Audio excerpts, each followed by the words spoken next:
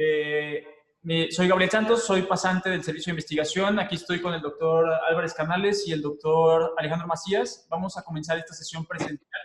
Les pido a todos, por favor, vamos a dividirla en dos partes. ¿Sí? La primera parte va a ser una sesión de taller de redacción, cómo redactar literatura científica.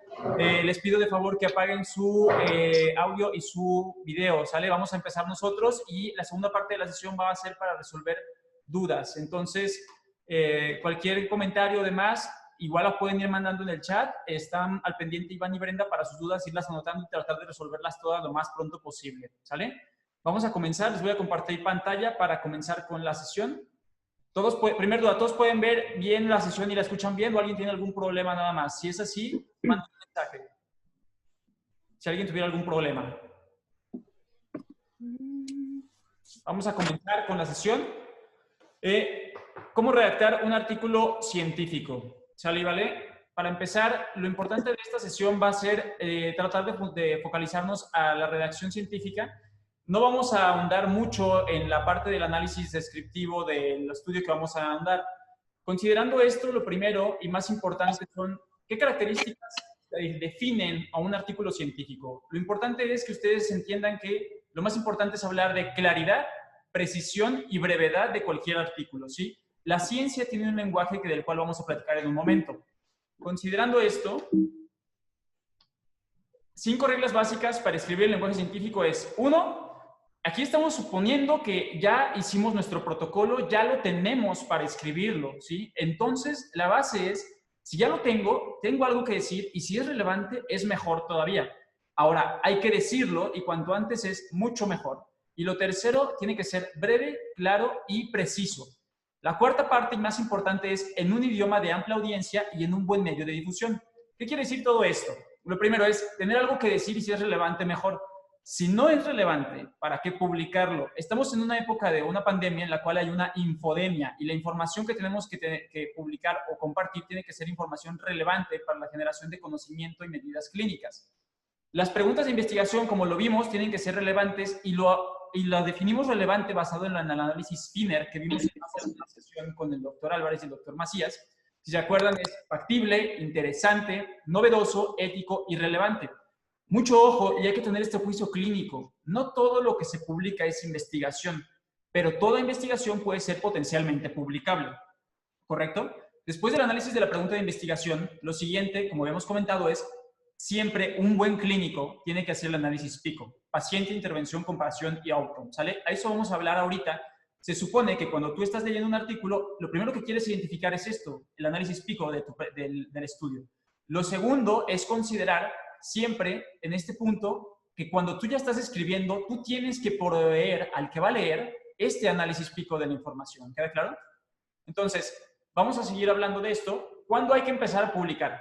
Una vez teniendo el protocolo hecho y con los resultados, lo primero que hay que hacer es sentarse a escribir. Escribir un artículo científico es más constancia que talento, ¿sí? Lo más complicado es empezar. Hay que sentarse y empezar a que las ideas fluyan. La creatividad vendrá dentro de lo que ya tenemos como resultados, pero hay que sentarse a escribir. Lo más importante en esta fase de atribuida es el ingenio se hace con 1% de trabajo y un 99% de disciplina. El lenguaje científico, esta diapositiva es una de las más importantes. Debe ser breve, conciso y preciso. Lo bueno, si es breve, es doblemente bueno, ¿sí? Aquí una frase importante de este texto de Santiago Ramón y Cajal es: se debe de hacer mucho énfasis en evitar estilos poéticos, ¿sí? Eso en la ciencia no va. No se tiene que hablar con silogismos o usar un lenguaje muy poético o muy rimbombante. Tiene que ser objetivo, no se tienen que hacer juicios de valor, no decir esto es bueno, esto es malo. Tiene que ser objetivo, simple y directo. ¿Queda claro? Ahora, en un idioma de amplia audiencia, una imagen dice más de 1000 palabras. Si yo busco la palabra medicina en Google Escolar, en español me arrojan alrededor de 4 millones de resultados. Si busco medicine en inglés, 6 millones de resultados. Entonces, de una vez, grábense todos. Lo más importante es, si queremos ser leídos, tenemos que hacerlo en un lenguaje que la mayor parte de la gente lea. Un buen medio de difusión. Cuando tú ya tienes tus resultados, obviamente hay que buscar a dónde quieres mandarlo. Esta es la clasificación internacional de revistas científicas y específicamente con un filtro para buscar las revistas de clínica. Las más importantes son las primeras 6 revistas. ¿sí? Y como pueden ver, figura el New England Journal of Medicine, basado en el número o el número de, ¿cómo se llama? Documentos citados por año. Y nada más permítanme un segundo, vamos a apagar, les pido de nuevo, por favor, quienes están, apaguen sus micrófonos para que no se escuche el audio. ¿Sale? Si alguien tiene un problema con el audio, nada más háganoslo saber. Listo, vamos a continuar.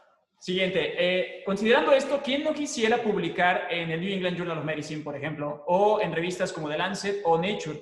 De una vez, todos hay que tener bien en mente, cuando tú ya tienes tu protocolo, tienes que tener una idea de a dónde la quieres mandar, porque eso es súper importante basado en lo siguiente a comentar. Las guías Equator. Cuando tú quieres publicar, no solamente tienes que tener esta estructura que ahorita vamos a comentar, sino que ya tienes que revisar, según lo que vayas a publicar, si es un estudio clínico aleatorizado, un estudio observacional, revisiones sistémicas, sistematizadas de la literatura, por ejemplo, hay guías definidas para cada una de estas situaciones. Por ejemplo, en el caso de los estudios aleatorizados están las guías Consort, los estudios observacionales, las guías Stroke, los reportes de casos, las guías CARE. Cuando tú vas a escribir, tienes que revisar estas guías para ver qué tienes que cumplir mínimo para estar acorde a ello. Y después, aparte, revisar las guías de la revista, no solamente las guías internacionales que norman cómo hacerlo. Siguiente. ¿Por qué es necesario comunicar la investigación? Lo primero y lo más importante, el método científico, como ustedes recordarán, requiere que el conocimiento sea publicado, contrastado y validado. Es decir, si yo aquí en el Laboratorio de Microbiología de la Universidad de Guanajuato encontrara un método para diagnosticar y curar el coronavirus y lo publico, ese método tiene que ser potencialmente reproducible para ser validado. Si no se puede reproducir, eso es un error quizás, o hay algún problema metodológico, o hay que ver por qué. Y esa es la base de la ciencia, ¿sí? De una teoría se puede postular una ley basada en su reproducibilidad. El reconocimiento del investigador como un segundo lugar, la pasión por el saber o la satisfacción por resolver un problema, eso es algo importante, pero queda en un segundo término. ¿Por qué es importante validar la ciencia? Esta es una referencia del Nature en el que, como pueden ver, alrededor del 50% de los entrevistados de los científicos postulan que hay un problema o una crisis de reproducibilidad. Cuando quieren reproducir los ejercicios o los los experimentos de otros científicos, no se puede. Y esto es un problema sobre todo por la validez que pudieran tener estos estudios e incluso la aplicabilidad que pueden llegar a tener. Ahora, vamos a lo duro. ¿Cómo empiezo a escribir un artículo? Lo primero es tener un borrador, y este borrador tiene que seguir un formato que ya está definido como el formato IMRIT, Introducción, Material y Métodos, Resultados y Discusión. Normalmente, cuando escribes tu borrador, tienes que tener un párrafo por ideas y no que te valga el estilo. Simplemente escribe lo que tengas de ideas principales en cada una de estas secciones. Ahorita vamos a describir cómo. Después viene la revisión del borrador, cómo es su contenido y cómo está estilizado. Y para dar una lectura final. Generalmente la lectura final es una prerevisión antes de publicarlo y se sugiere con cierto cuidado que obviamente sea validado por alguien externo, pero eso, bueno, queda en un segundo lugar por el riesgo que te roben la información. Sí, y puntualizar que cuando has hecho un buen protocolo, pues tu protocolo es el 60% de tu borrador, al cual ya nada más le vas a agregar tus resultados y tu discusión, y luego sobre lo que está comentando Gabriel, se hacen algunos ajustes para que empate con los criterios que solicitan las revistas y los criterios uniformados para la publicación. Y considerando esto, esta es una de las tablas más importantes de la presentación. ¿Cuál es la estructura general de mi manuscrito? En la introducción, como ya lo hemos visto, tienes que definir qué problema vas a estudiar, por qué estudiarlo, tu justificación y para qué, cuáles son los objetivos. En tus métodos, qué hemos hecho y cómo lo hicimos. En tus resultados, qué encontramos y tablas y figuras. Y en tu discusión siempre, qué significa lo que has encontrado y qué limitaciones e implicaciones a futuro tiene esto. Ahora, esto es lo más esencial. ¿Por dónde empiezo a escribir? Como ya les comentó el doctor Álvarez, lo primero es, si ya tienes la metodología y los resultados, que fue lo que definiste al hacer el protocolo, empieza por ahí. Empieza escribiendo los métodos, empieza escribiendo posteriormente los resultados, después la introducción, la discusión y al final las conclusiones. Este es el orden que se sugiere por facilidad para iniciar el abordaje en la escritura científica de un protocolo médico. Por material y métodos, entrando específicamente, tienes que cuidar muy bien cubrir los siguientes puntos: tus lineamientos éticos, tu carta de aprobación, el diseño del estudio que quede bien definido, quiénes fueron tus participantes, criterios de inclusión, de exclusión, qué intervención hiciste, tu evaluación clínica y tu análisis estadístico. Un principio central y fundamental de esta sección es: todo lo que tú reportes como un resultado tiene que estar sustentado cómo lo mediste, ¿sí? Si no, tu metodología está mal. Algo muy, muy importante aquí es, en material y métodos, como se habrán dado cuenta y siendo un poco reincidente, la pregunta pico tiene que prevalecer desde el análisis de su título, en la introducción, en la parte final generalmente de la introducción, y en material y métodos tiene que quedar muy claro esto. Vamos a hacer un pequeño análisis de este estudio que se publicó en el New England en días recientes. No vamos a especificar si lo hicieron bien, si lo hicieron mal. Solamente vamos a analizar cómo dividieron y segmentaron las partes, porque generalmente es el orden que se sugiere para realizar una publicación científica. Este es un estudio observacional del uso de hidroxicloroquina en pacientes hospitalizados con COVID-19 y en este caso lo vamos a segmentar por partes. En la sección de métodos, ¿qué fue lo que ellos analizaron? De forma muy general, en esta primera parte describen dónde se hizo, en qué periodo se hizo, quiénes fueron los participantes, cómo se tomaron las muestras, con qué equipo de procesaron y quién aprobó el protocolo.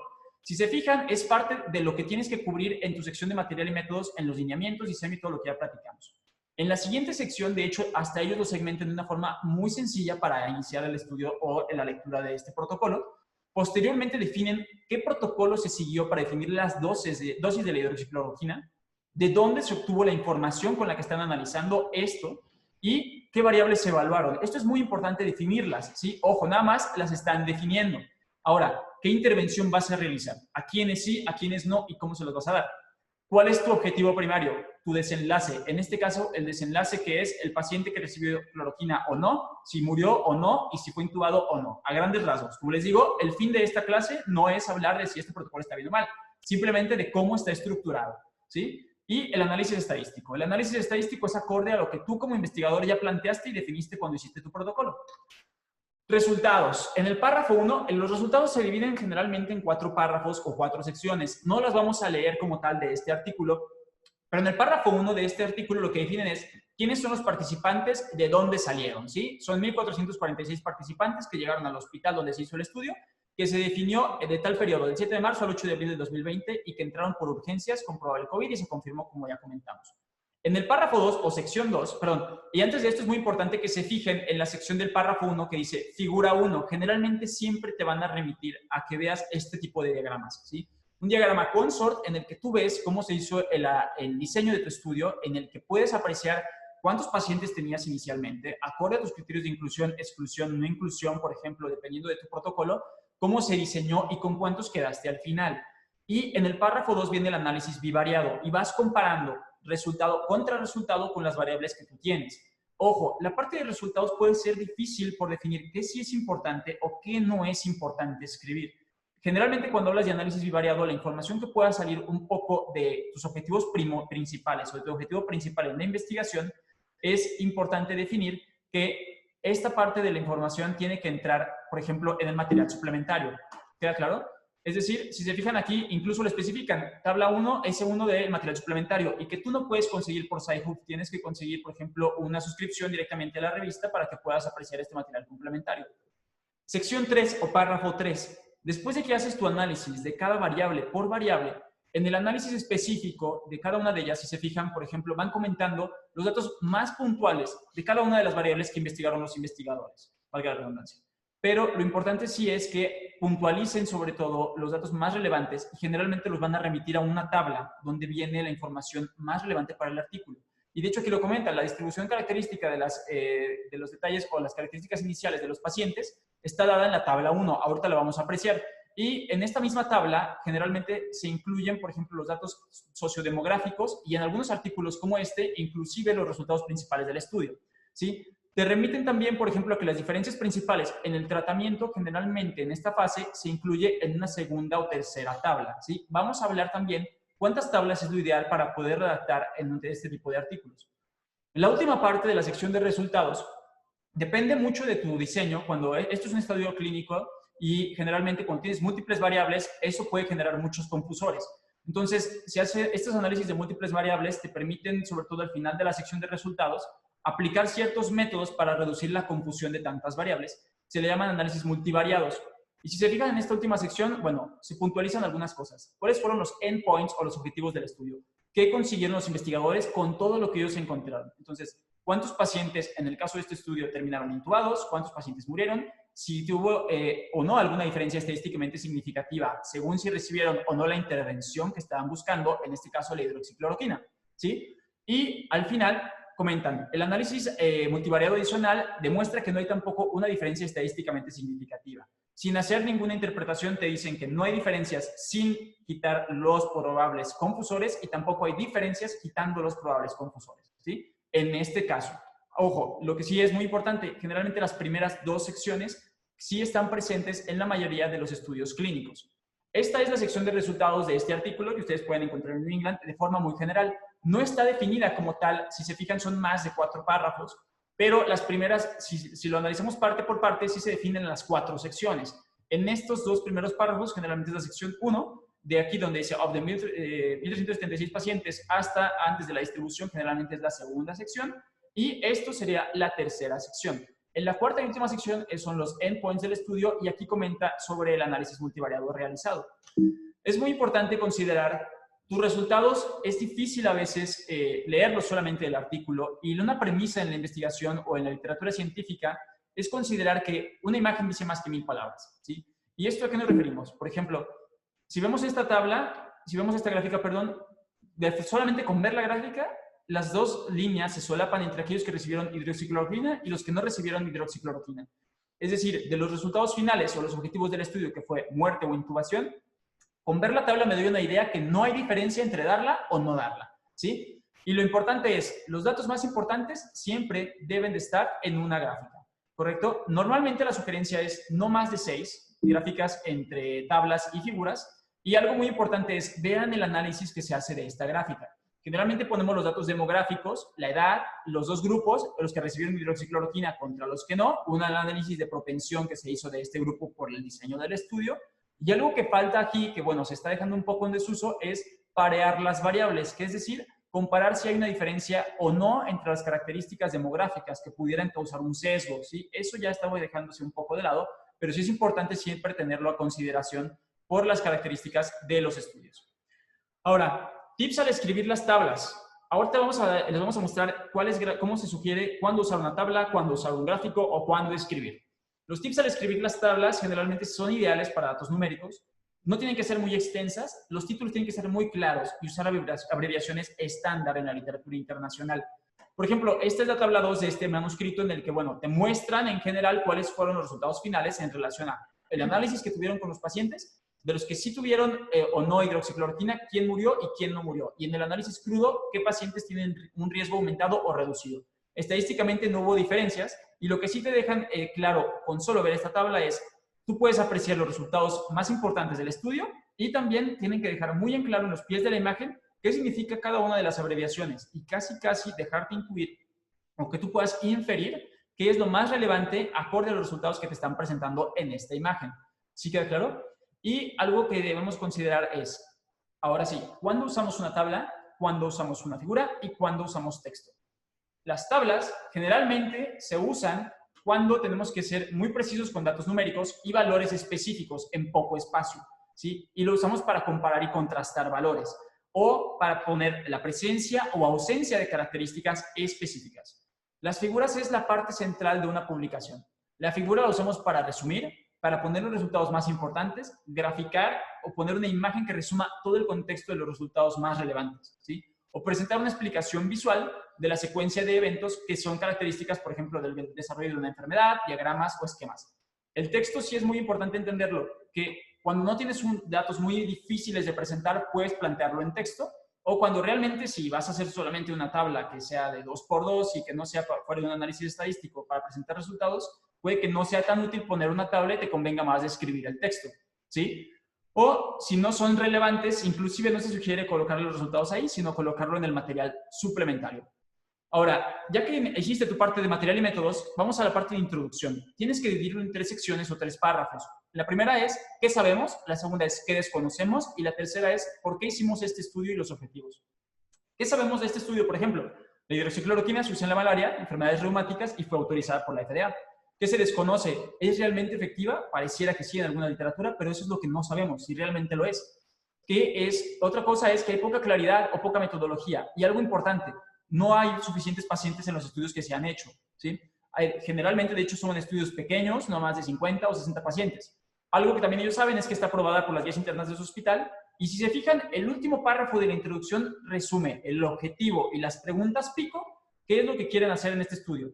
Demostrar que la hidroxicloroquina reduce la intubación y mortalidad en los pacientes que acudieron a esa institución, ¿sí? Ahora, en la sección de discusión, igual son 4 secciones en general. Primera, ¿qué resultados encontramos? ¿Cómo contrastamos los objetivos que yo busqué con los resultados obtenidos y dándole énfasis al objetivo principal?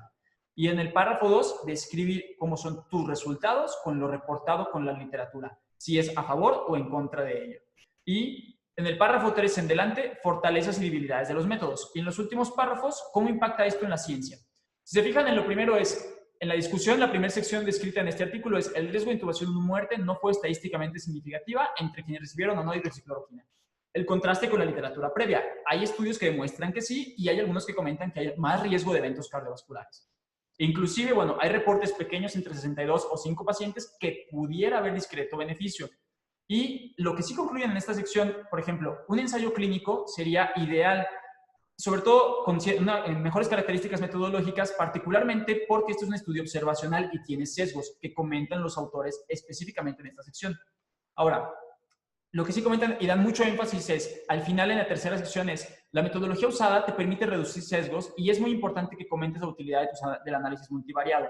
Ellos especifican aquí que la alimentación principal de su estudio se debe a las características metodológicas y tú tienes que ser muy enfático en definir eso en tu sección de discusión. Y lo que sí concluyen es que la fortaleza del estudio es el número de pacientes estudiados, son más de 1.400 pacientes, y también que no hay un beneficio del uso de la hidroxicloroquina, postulando que también necesitan más estudios clínicos y con mejores diseños metodológicos. Finalmente, datos puntuales en la discusión. Escribe lo que tus hallazgos significan, no lo que quieres que significan. Puntualiza tu hallazgo principal y por qué es útil, y sé honesto. Esa es la base, ¿sí? Si te ponen un ensayo en el que todo es perfecto, duda de ese ensayo. ¿Qué debe leer en la parte de conclusión? Si se fijan, en este estudio del New England hay una sección de conclusión. Y ojo ahí, la estructura de los artículos varía de acuerdo a la revista. En la conclusión, en 2 o 3 oraciones debes describir la información más importante que debe recordar tu lector. Y no todas las revistas tienen esta sección. Lo más importante de esta sección de conclusión, ya lo comentamos aquí, la fortaleza del estudio y que no hay un beneficio para utilizar en la práctica clínica fuera de estudios, ¿cómo se llama? De ensayos clínicos, el uso de la hidroxicloroquina.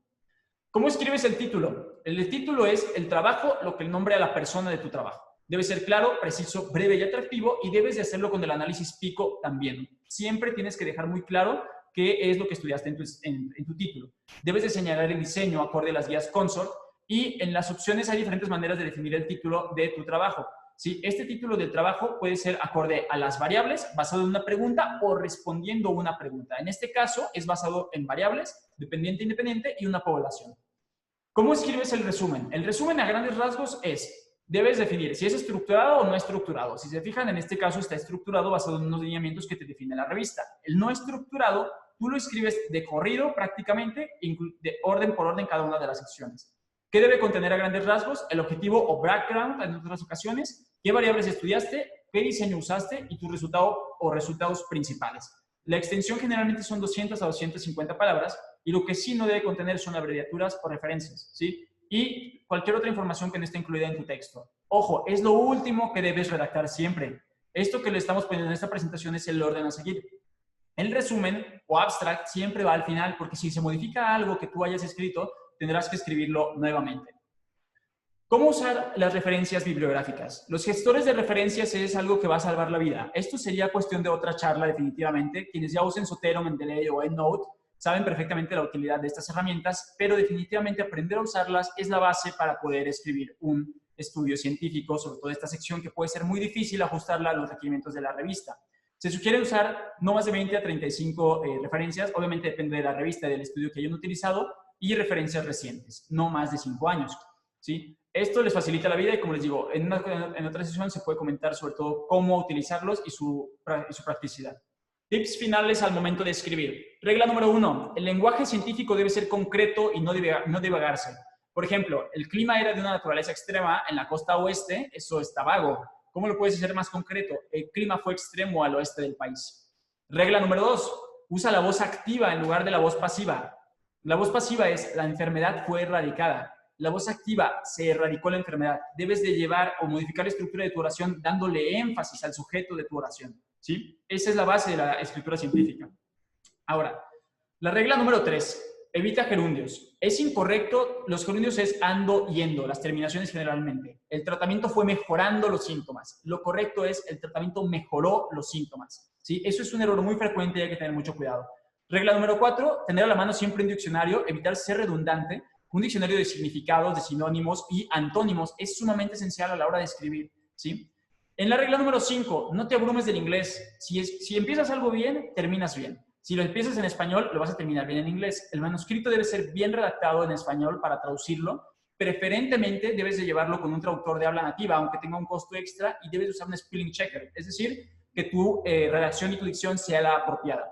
La última regla es revisa un verificador de plagio. ¿Qué tanta de tu información puede que entre tener tu idea principal, puede que se haya ido una o dos cuestiones que sean casi copiadas y pegadas del artículo del cual la sacaste?